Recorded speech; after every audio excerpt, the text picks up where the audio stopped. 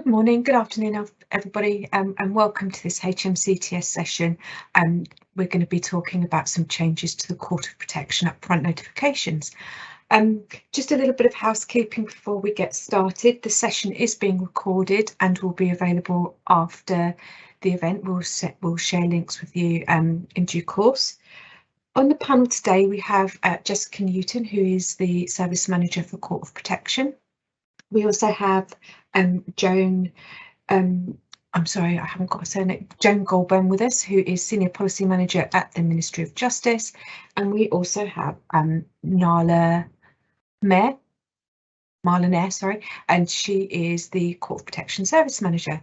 So Jessica, over to you. Thank you, and thank you to everybody who's attending today and for those who follow up afterwards.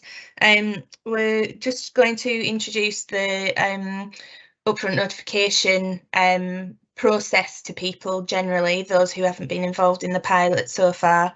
So I'll jump straight into what the work is basically. So we've been working with some professional users for the past just over 12 months.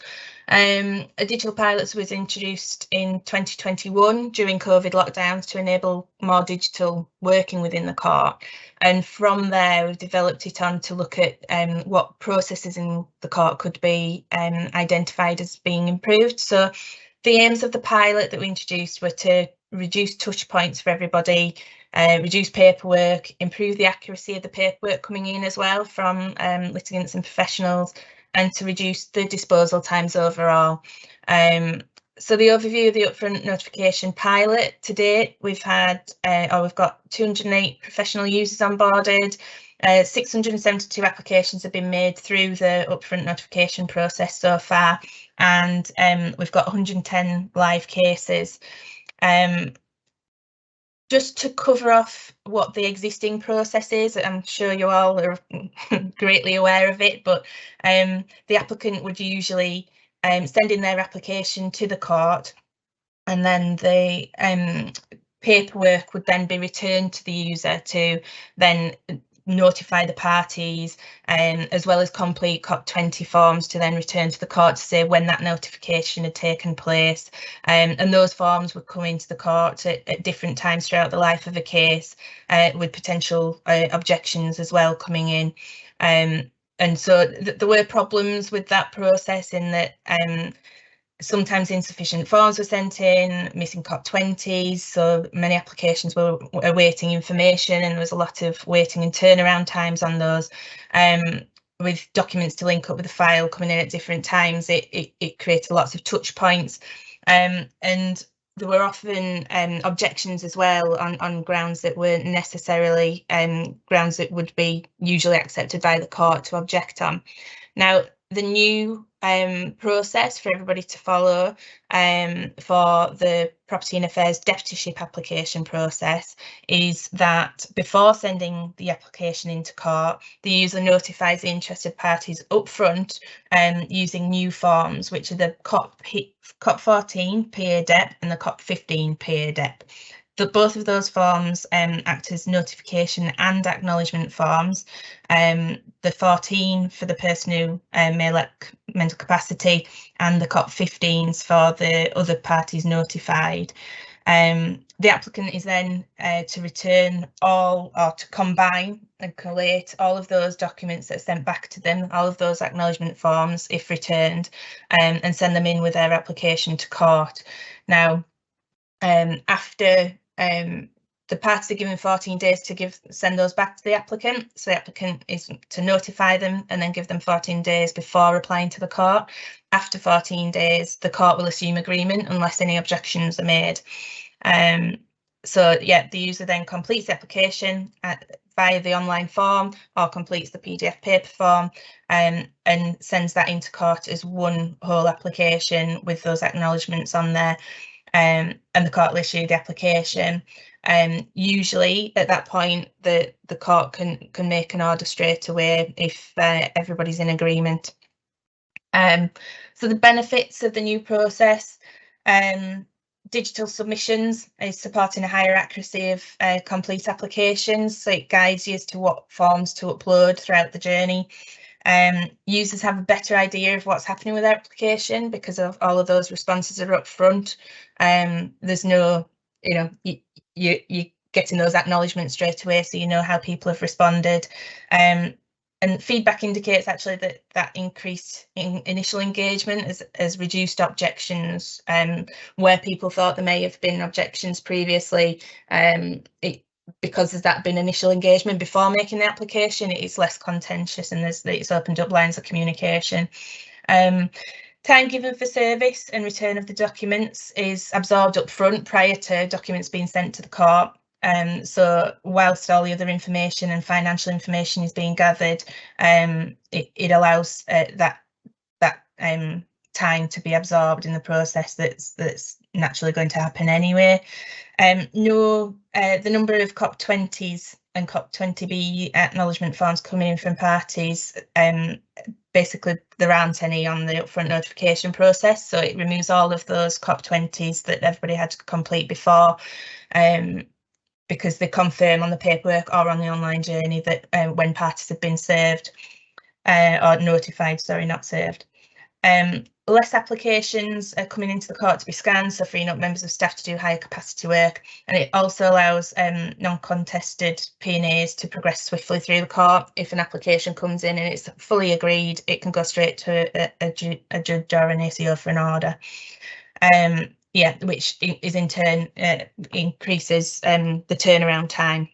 Sorry, reduces the turnaround time for these applications. So we get just one touch of the file rather than any multiple toing and froing that was needed with the COP20s. So what's changing? So from the 1st of January, all applications for Property and Affairs Deputyship applications should start using the upfront notification process. That's all new Property and Affairs Deputyship applications. A new practice direction comes into force to confirm the same. There is an updated digital journey, so those who have been on the pilot already submitting through the digital journey, that has been updated to allow for the entry of the applicant's details and any previous applications. So no COP1 is needed in the digital application flow, but it is on the paper flow. It's also been included to include a page and review answers page and an automatic response email. So that'll automatically send to you upon submission, so you know that you've got confirmation that the court has your application.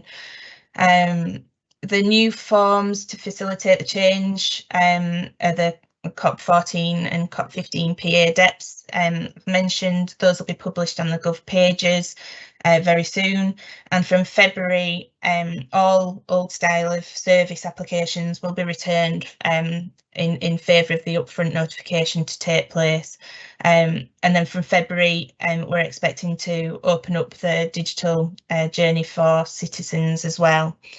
So just to move on to the digital journey, because that's how we'd want as many professional users to use as possible. I've got a short video that I've done that I'll run through with you just to show you the kind of overview of submitting a digital application. So I'll start that now. So there's a landing page, but this will be included on the Gov page to link through. So there's a lot of guidance to absorb here just on what I've covered already as to what forms are needed and required in the different areas. But just to cover off on to when you're uploading documents, those who've been part of the pilot already, we have asked them to send in any follow-up forms in the correct format for e-filing, which is just naming your files in a specific way, which will help the court process your applications more swiftly. But there's more information that will be in guidance that's sent to everybody for that.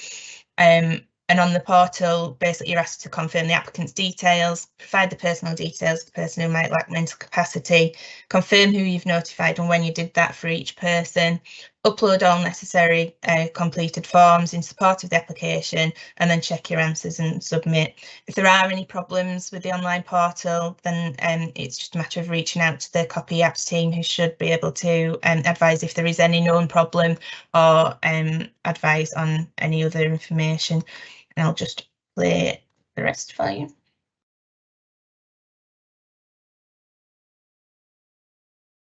So how do you want to pay for your applications? The first question. For professionals, as I say, it's PBA that you need to use to be able to submit applications, or you can select help with fees, and then you'll be able to upload a document there, your application for help with fees.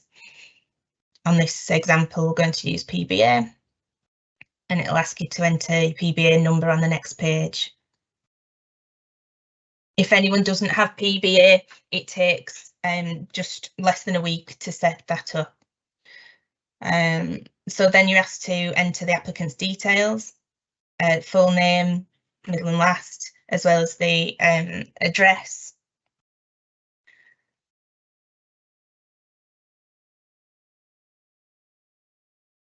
You're also asked to enter the phone number of the applicant and the email address.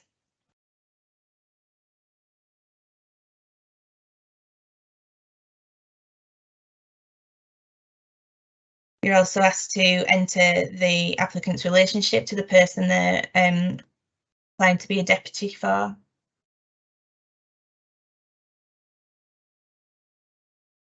And whether the applicant has a solicitor to accept papers from the court. If yes, he'll then be able to enter the solicitor's details in the next pages.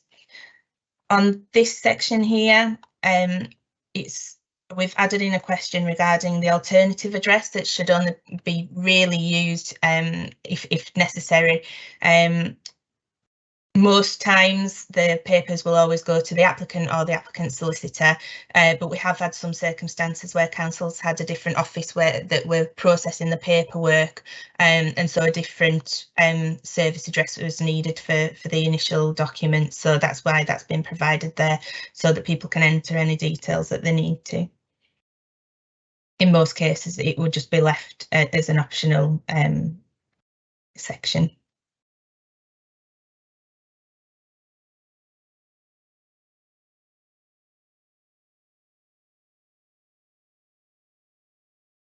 So then you'll enter the applicant's solicitor details. Again, it's name, firm name, address, email address.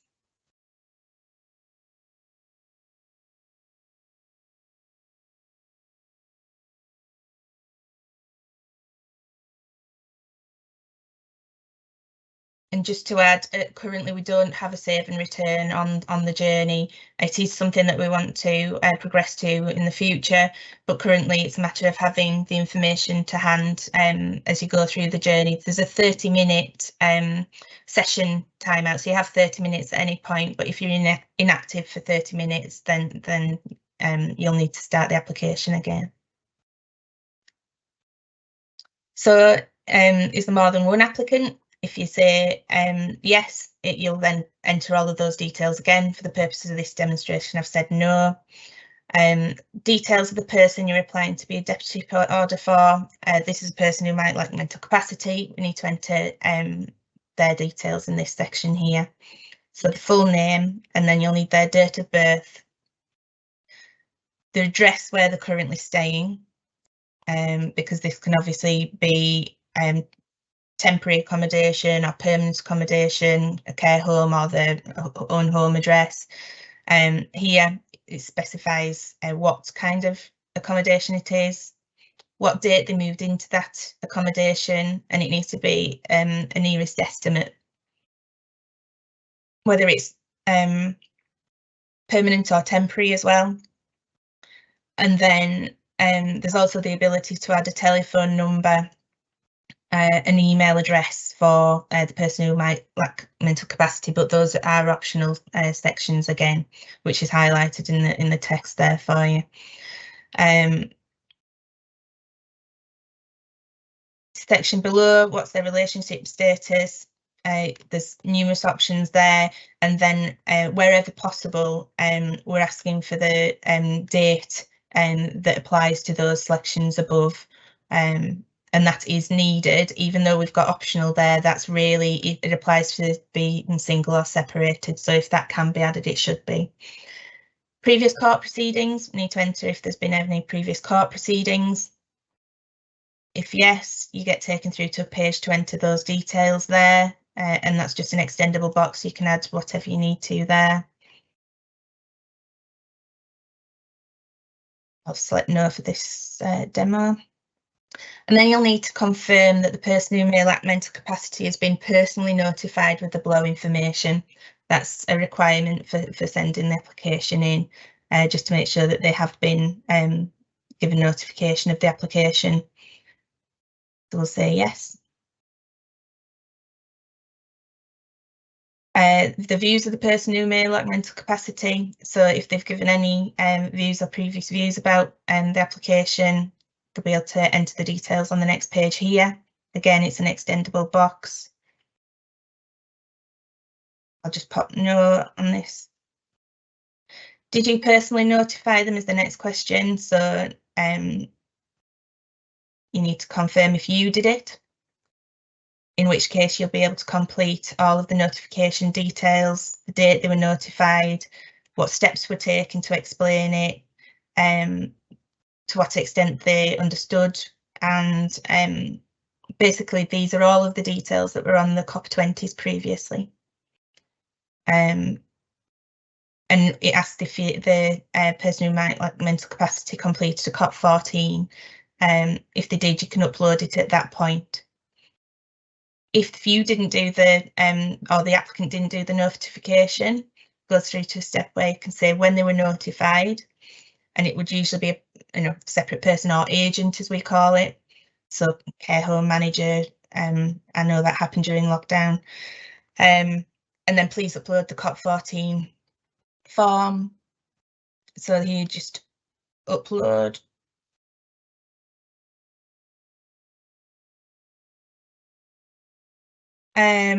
So you should have notified at least 3 other people with an interest in the person who may lack capacity's life.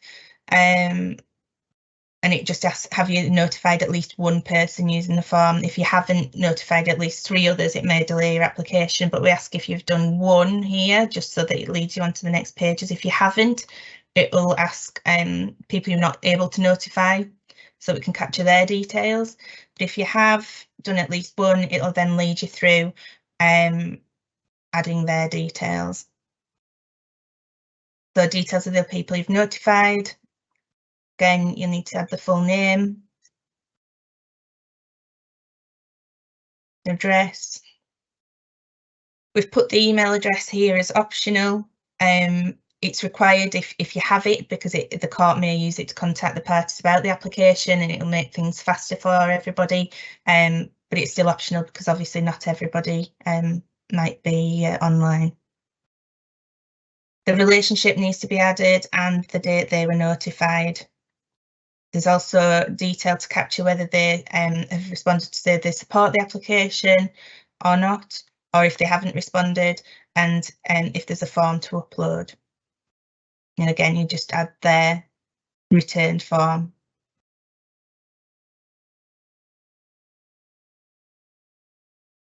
If you notified a second person about the application, if you say no, it'll lead you on to people who are not able to notify. If yes, it'll lead you through those other people notified, and I think there's currently allowing up to 6 others notified. If there's any more than 6, you can then add it, any details as an additional document. So on this section here, were you able to fully complete the COP1A form after you've uploaded your COP1A form? Basically, we've included this to capture that if all of the financial details weren't available, you can say no here, and it'll just indicate to the court that potentially an INR, an investigating report order, might be needed to get those financial details.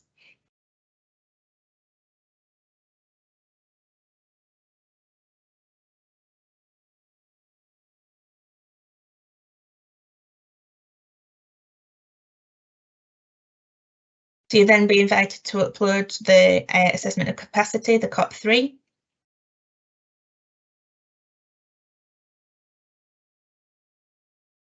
And then the next is the COP4.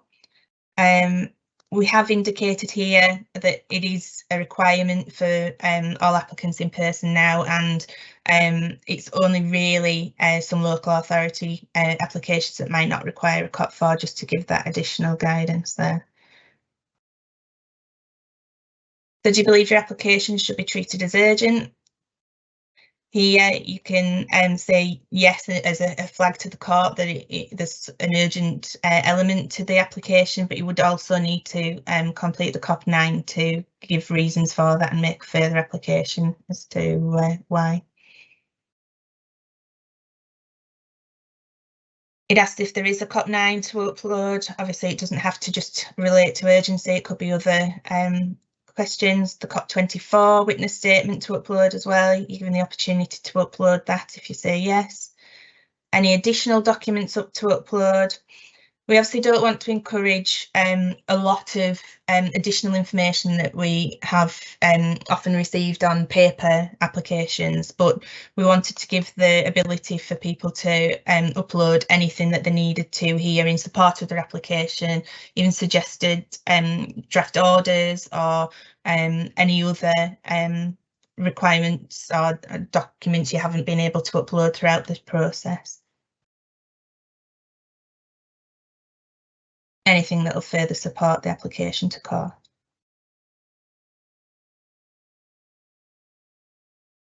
And then there's a statement of truth attached to the journey as well, purely because of those details about the applicant being added. All of the documents, the new forms, have the statement of truth attached to them themselves. But yeah, this has been added into the flow as well. There's a it'll just be a typed signature and the date, and then there's a statement to say who you are completing the journey, and also there's a section at the bottom to say that if you're signing on behalf of the firm or company, just to give the position held, as we've covered off across other jurisdictional areas for that that ability. And then you'll arrive at the check your answers page. Depending on how large your application is, it will just extend our contract as to how many questions you've actually answered. So if you have multiple applicants, all of those would be displayed here, and you can go in and change those at any point, but it is just a warning. Even though you wouldn't need to re-enter the data in each page, you would still need to click through each page when amending. It's just the way that the form is built.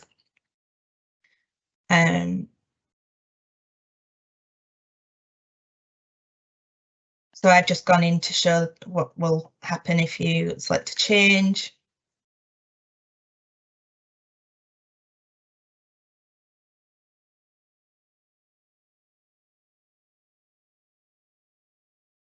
And select and unselect the other option. And then continue again in the journey. So once you're happy with all of your answers and everything that you've completed throughout your online journey, just do a final check of the answers you're given, and then you can submit the application. And at that point, an email is sent to court with all of those details that you've completed, and you'll get a confirmation page as well as a confirmation email to say that you've submitted that okay. Okay, so just a kind of recap really on the forms and the requirements. So the new forms are the COP14 PA DEP and the COP15 PA DEP. The COP14 PA DEP is only needed in the digital flow if P has completed it or an agent has done a notification, because you can complete those documents or those notification details within the journey. The existing forms, the COP1, again, it's only needed if you send in the documents in by paper to the court. If you're completing online, that COP1 is no longer needed because those details are collected in the journey. But otherwise the COP 1A, the COP 3 and the COP 4 are still the main requirements there, and then the optional forms otherwise. Okay, so I'll stop presenting there and see if we've got any questions. Thanks, Jess. So yeah, we've got lots of questions, but just a reminder before we go into those that the session is being recorded and you'll be able to have a look at this in due course on our YouTube channel. As I say, we've got a number of people on the panel today. We have Marla and we have Joan from Ministry of Justice Policy, and sorry, Marla is the Service Manager for the Court of Protection. So we've got lots of people on hand to answer your questions. We're going to go straight into one for Jess, if that's okay. And they're around the PBA process. So someone has asked if the PBA is the same thing that if you've got a PBA set up for the use of probate, do you need to start again, or do you use the same account? It's purely up to you and your firm, really. If you're happy for your that one account to apply across all, as long as you've got a PBA set up with the payment by account team, and we can be given that number, we can take those funds from that account. That's no problem. It's purely how you'd want to account for that within your own firm, really. Thank you very much. And then we also have a more general question about PBA in how do you set one up? We can definitely help you with setting that up. There's details online, and it takes less than a week to do. So if you'd like to contact us at the court or provide your details, we'll reach out to you with that detail. We can probably share it generally after this meeting, actually, to attendees. There is some like a information leaflet on how to set a PBA up. Thanks, Jess. A slightly different question for you now. When will the digital service be available for other professionals that aren't on the pilot? So that's from January. So the 3rd of January, that's going to go live. I think after 12 noon on the 3rd of January, you'll be able to submit your applications online then. Thank you. I'm going to ask Marla a question now, if that's okay. Someone's asked, will the online application be dealt with faster than an application by post? The idea is definitely that the online applications will be dealt with faster. So you'll appreciate this is already new for us. So it is a learning curve and we need to see how this is, trialed and tested. But we are hoping that the online journey will be quicker, and we are encouraging more and more of our users to trial the online journey. I think that generally the upfront notification process has proven to be a lot quicker because of the more higher accuracy in applications and things. So generally those through the pilot have been completing in I mean, we don't have any published stats on disposal times, but it has reduced disposal times from the internal MI stats that we have by over half. So it has shown to improve those turnaround times just with the fewer touch points that we have. So yeah, we hope that would continue for all of the applications, but yeah, the digital is a quicker process generally because of those additional benefits that you get from working digitally. Thank you. Another question for you, Jess. How many applicants can be added individually? Currently we've allowed for up to 4, and then there's a statement on there saying it's not suggested that you have more than 4, but there's the ability then to upload an additional document with the additional applicant details. So we have accounted for the fact that more might be added. If we do get a lot of applications coming in, we can extend that to whatever we need it to be, but yeah, currently it's restricted to 4, with the additional document being able to be added for any additional details. Thank you. I think quite a systems-based one now. Can applications be saved and can people go back to them later? No. So currently at the moment we don't have a save and return within the journey flow. It's just the an upload platform as such, with those applicant details being added as well. We do hope that in the next year we will have that save and return functionality to be able to add more details into the journey as well, potentially the COP1A questions. We've already done some work on looking at that, but currently no, the technology isn't in place yet, but we hope to improve that in future. Thanks, Jess. So someone's asked, what if a charity is applying on behalf of an applicant? The person needs to apply, I think, but the charity does the work. How does the system work if it's a charity making that application? It depends how they'd want to use it, really. They could support the applicant with all of those, the completing of the forms, and support them with submitting them online. There's no problem with that. But yeah, if there's any specific, I think we'd have to look at the specific process that they were wanting to use. But they could still submit, the applicant can still submit those forms online with that support given. And that's from February, though. It is only professional users from January. It'll open up to citizen use from February. If you're talking about wanting a charity to support an application on the professionals portal, I think I'd encourage them to reach out to me, actually.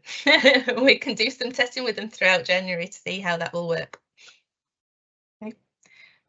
So we'll pick that up as perhaps as part of the feedback, if there are any charities that want to take up your offer.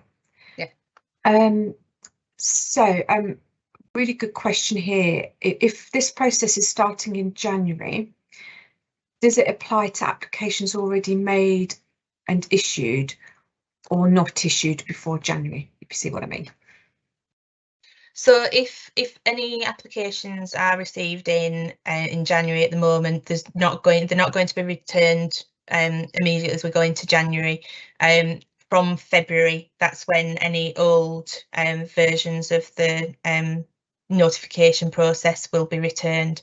So obviously there's going to be a bit of a hangover into the new year from the old forms to the new forms. So and within, we will be publishing the new forms as soon as possible to enable that use for as soon as possible within the new year. But the practice direction comes in from January, but we're not rejecting any applications until February. So there's that kind of built-in time. But we would encourage anybody to use the upfront throughout January as best they can, because I do think it is proving to be quicker anyway.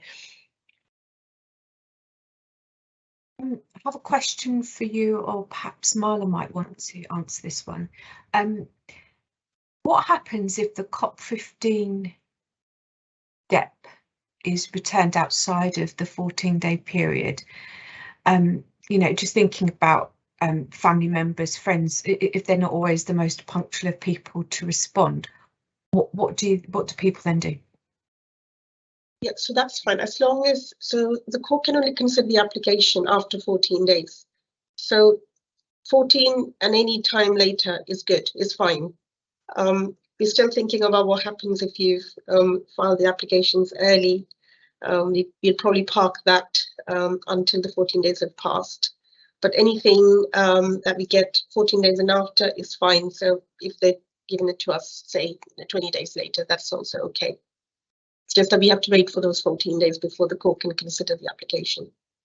And I think if things are filed after the time and they've been submitted online, that's where we'd ask you to submit through to the email address using that filing format, because it enables those forms to immediately be on file, so that if an ACO or judge is looking at that file, it means that all documents are there as soon as possible. So if you're submitting online, do use the e-filing kind of email process, and that should prevent anything from being missed if it's on the file when it's looked at. It's only really if there's an objection that then it would follow a different process. Lovely. Good one for Joan here. When will the practice direction be published?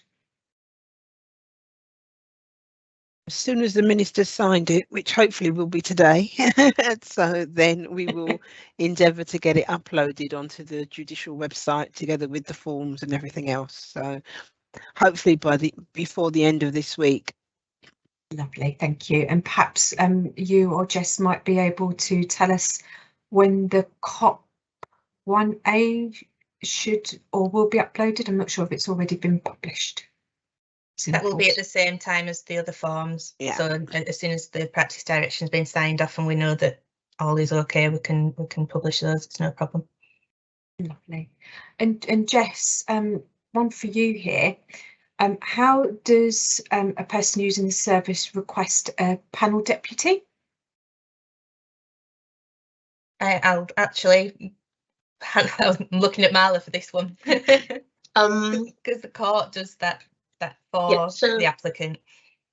That's right. So on the application, you're simply asking who you want to be as in, if you just mention that what you want is a panel deputy, then actually I'm thinking back now, upfront notification, all you can say is that you're applying for a panel deputy. You don't really have a person ready to act, isn't it?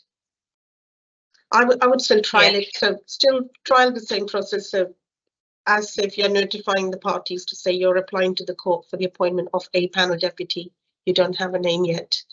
And when the application comes to court, the technical specialist team here would locate a panel deputy, and then we'll take it from there. So I'll still use this. Sorry, Jess. You know, I was going to say, I think we'll follow up in this in guidance just so that there's a clear message on this as a general question for panel deputies. Thank you. So someone's asked, can I check for, I think it's outstanding, and they've put O/S. I don't know if that's sort of something related to the applications, but can I check? Solicitor, I think probably, is it? Okay. So will those deputyship applications that have been submitted to the court but not yet considered, will they be returned for the new process from February 2023?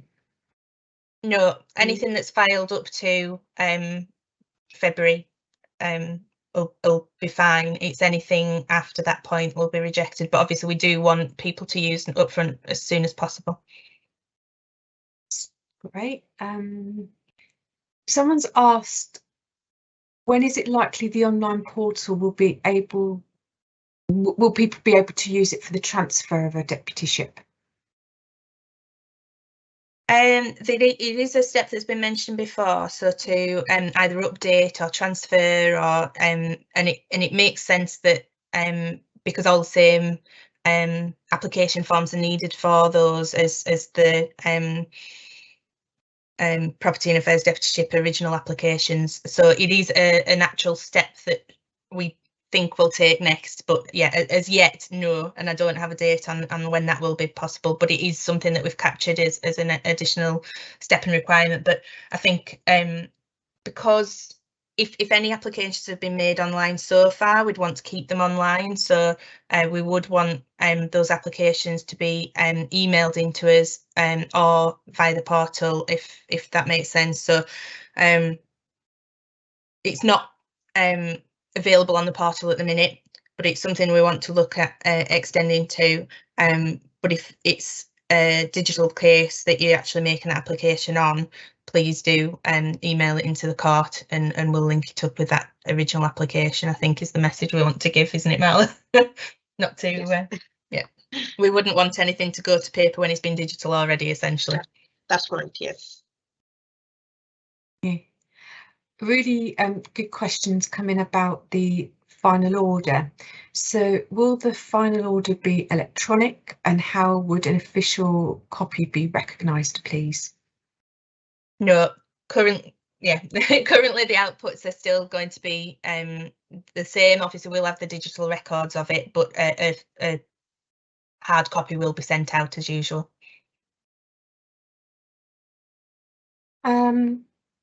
Someone's asked if applications can be tracked online. It can't, because it's not an online portal where you can save and return and log in. There's no interaction like that. It is just a submission portal essentially. So it's how you can submit your application to court rather than being able to track it through the process. But with the upfront notification kind of process in itself, there's that additional visibility given to the user because they know how people have responded before they make the application to court. So yeah, there is that benefit of knowledge of who's agreeing or disagreeing, or with your applications it goes in, so you can assume an element of a smooth process if everybody's in agreement. Thanks, Jess. So we've had a few more questions on how you access the portal, etc. So can you maybe just re-clarify how people get to these forms, and also the relationship between that and perhaps the probate or applying for divorce, that kind of thing? Yeah, so probate and applying for divorce are all on the kind of managed cases My HMCTS platform. We are not part of that same platform. It's just a separate submission platform that you'll access via the .gov pages. So as soon as this goes live at the start of January, I mean, I'm sure we'll be doing more work throughout January as well, I'm sure, to publish it and point everybody in the right direction. But if you go to the main Court of Protection landing pages, again, we can share the link to where that'll be following this meeting. It's going to be from those pages where it'll direct you through how to apply for a Court of Protection Property and Affairs Deputyship, and the links will be through there, and the forms will also be available. I believe we're separating out the forms into, Property and Affairs Deputyship application and being quite prescriptive with that and guidance as well. So yeah, we'll post a link, but it'll be on the main Court of Protection Gov page that you'll be directed through how to submit online. Thanks, Jess. Someone's asked quite a practical question around timing. So this person says, we have matters where the notice has been sent via the pilot forms. And so will they be able to upload those forms through the portal, as the 14 days means that they kind of can't get them submitted before Christmas, if you see what I mean? Yeah, so if you've done it via the old methods, yes, there'll still be, I think it's just the notifications. I'm trying to think if there's going to be any conflict at all, and I don't think there is, but I think there'll just be more information. So you'll probably have duplication there with a COP1 being required, but you can upload that as additional documents. So that'll be the way around that. Yes. Someone's come back to this question of 14 days. What happens if the applicant is working from a charity? Does the 14? I guess does the 14 days thing in terms of responses still apply if it's a charity? Yeah, I mean, basically those parties need to have been notified and given those 14 days to respond before anybody makes an application to court, just to allow for those responses to come in. Yeah, it applies across all of those applications. Okay. Unless you get all of the acknowledgements back. If everybody's got responding, you've got all of those acknowledgements back, at that point you can send it in, because when there's nothing else that's going to come through. Okay. Joan, I think we have one for you now. Someone said to speed up an application which includes a property sale, they'd usually send a copy of the DOLS, and that's not in the practice direction. I don't know how we've dealt with this during the pilot, Marla, so it might be better for you. I think we would expect it to be sent in with the application as per normal. Yes, I think that's a point where it's not really it's not really mentioned anywhere on the guidance, but the authorised court officers or the judges sometimes ask for that information, and I would like to say it's more dealt with on a case-by-case basis. rather than saying that, file that on the onset, because professionals will know to provide us with that information, but not necessarily lay applicants. This is something we have raised, and we will probably look into that in further guidance. So is this, I'm thinking this is not really about the online journey, but just a general query about sale. So if you have that information available, it'll be great if you could file that together with the application. But we haven't really included that in the guidance as of yet. If there is anything that we need to pick up there with the online portal guidance, we can definitely include that. Brilliant. Okay, so I've had a comment from someone saying charities are not authorised to conduct litigation, so they don't see how they can use the portal in the same way as solicitors. Can one of you address that, please? Yeah, it'd purely be kind of that, providing that digital support. It would have to be the applicant submitting, I think. It's just, if they're supporting the applicant in doing that, we'd be in full support of anybody helping applicants submit online. So we wouldn't be expecting them to actually act on their behalf or submit check forms on their behalf or anything. Quite practical question now for you, Jess, I think. Have the new forms been provided to Trojan consultants for Casper Cloud? I believe, I think this is relating to the ones who update all of the forms for many local authorities, and I've got them as a contact to send the forms to as soon as they're signed off. So as soon as we've got those final versions, we'll be sharing it with that company. I think it's that company.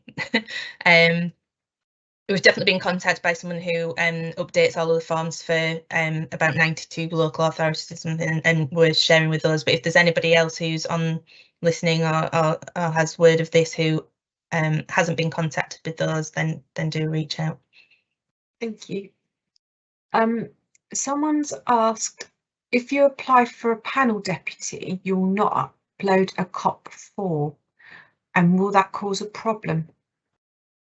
No, that shouldn't be a problem at all, because the whole point of appointing a panel deputy is that you wouldn't know who's going to be appointed. That shouldn't be a problem. That's something we will pick up in the court. We will locate a panel deputy and we will then progress the application. And a COP4 is one of the optional parts of the journey as well. Yeah, so once we approach the panel deputy, we will make sure that COP4 is filed by them at that point of time when they agree. So yeah, it shouldn't really be a problem. Okay. Someone's asked, does the named deputy have to sign the online application, and can a team submit on the deputy's behalf?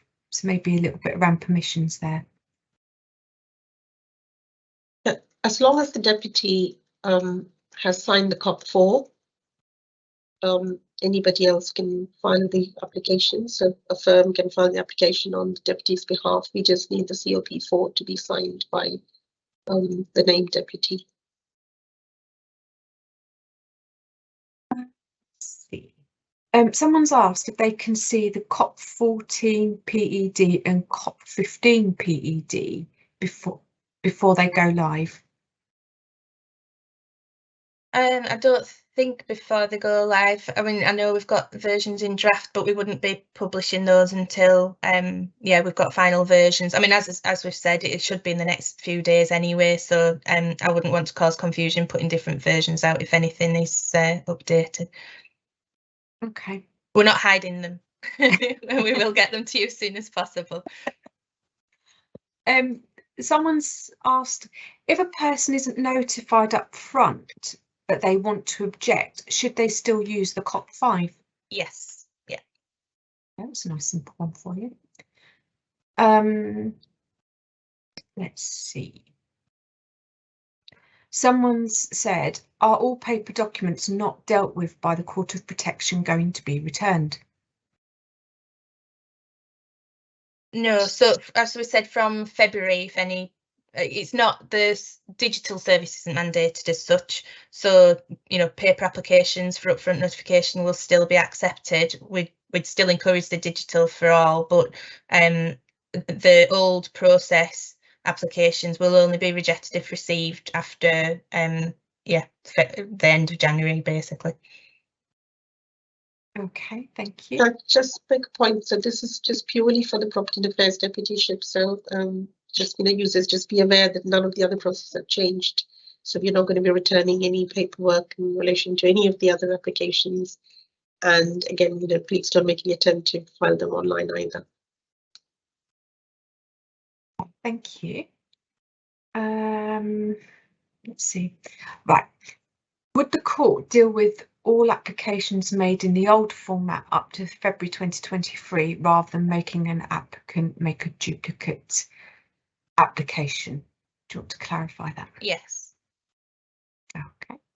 But again, we encourage the upfront because it may well be that even if they were filed at the same time, that it might be able to go through the court quicker if they've done that upfront notification rather than waiting for the court to then instruct and follow that through. So if they haven't filed it, it might be worth doing that upfront notification and filing.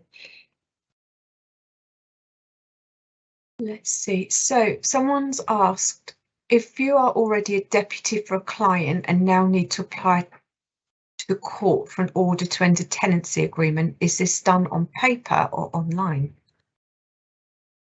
Right, so it would depend on how you've made that original application. So if you originally filed that application by paper, then it has to be a paper application for terminating or ending a tenancy. If you've made this the deputyship application via the pilot in the last couple of years, ideally we would want those applications electronically, so not through the online portal, but emailed over to the EAPS team, only because we've got a digital file now set up and it doesn't really make any sense to now go back to paper. We've still got some work to do on that end to see how we can kind of go forward with those applications already filed digitally. So ideally, I would like to get those applications. If you're a part of the pilot, so if you've made your original deputyship application via the pilot, then it makes sense for us to receive any subsequent applications via email through the COP EAPS mailbox. But if your original application was filed by paper, then the subsequent tenancy application or any other application you've made, you're going to be making, new trustee or sale of property, they will need to come by paper. Thank you. Somebody's asked if a new COP24, does a new COP24 have to be sent for each application? In the current process, we have sent a master COP4, which is considered with every application due to the applicant being the same on every application, where the local authority is applying to become the deputy. Okay, so you sent a master COP. Yeah, so this is an exercise we were doing in the last few months. We were getting local authorities to file a COP4. So if you have filed a COP4, there's no need to file a further one. We have your details on a register. And you just need to give us the other paperwork. So that's COP1, 1A, and the COP3. Thank you. Oh, here's a good one. How do you submit a trustee application at the same time as a deputy application? We unfortunately don't have provision for that yet. So that will have to come via paper. Thank you. Maybe just generally, if one of you guys could talk through what happens if somebody objects to an application, please. If someone objects, it would then be usually listed for a hearing, but it'd be referred to judiciary, who would then give directions as to what should happen next. Okay. Let's see what else we have.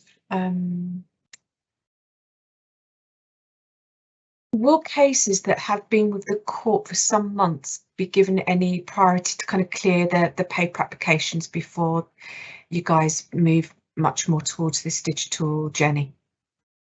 I mean, we're obviously going to be targeting any older work as well anyway, that it's not going to be left and sacrificed for any new process coming in, so we will be targeting that work as well.